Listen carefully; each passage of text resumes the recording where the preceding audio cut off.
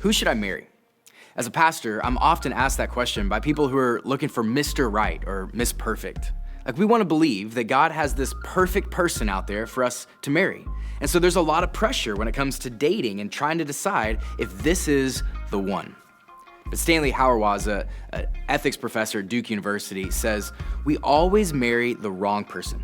Or even if you marry the right person, just give it a while and he or she will change. Now, that sounds really pessimistic. That's not his intention. Hauerwas is pointing to the fact that no one is perfect. And marriage changes people. Having children changes people. New jobs change people. Age changes people.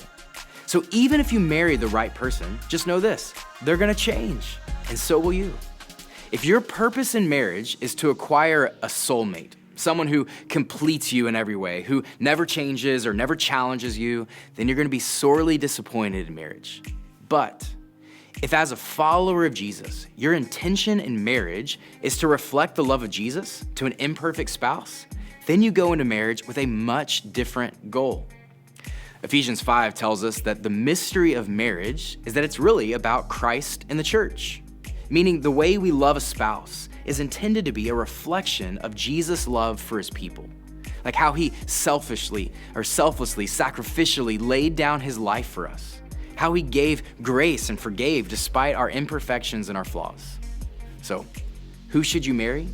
Well, if marriage is meant to be a reflection of the gospel, if you're a follower of Jesus, then marry someone who's following Jesus. Often people point to 2 Corinthians, this passage about do not be yoked to someone unequal. It's not really even a passage about marriage, but the principle applies. Don't marry someone who isn't headed the same direction spiritually.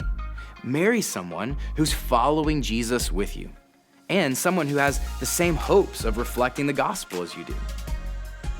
Marry someone you're willing to change with. That's the second thing. Man, the Bible's clear. God's intention for marriage is one man, one woman for life. What God has joined together, let not man separate. The fact that you will change over time and your spouse will change over time is no surprise to God.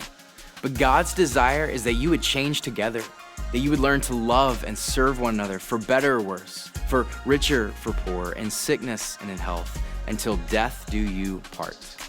Now, there's no such thing as Mr. Right or Miss Perfect, but there is beauty in marriage when we reflect the gospel of Jesus, his love despite our imperfections. Marry someone who's committed to that.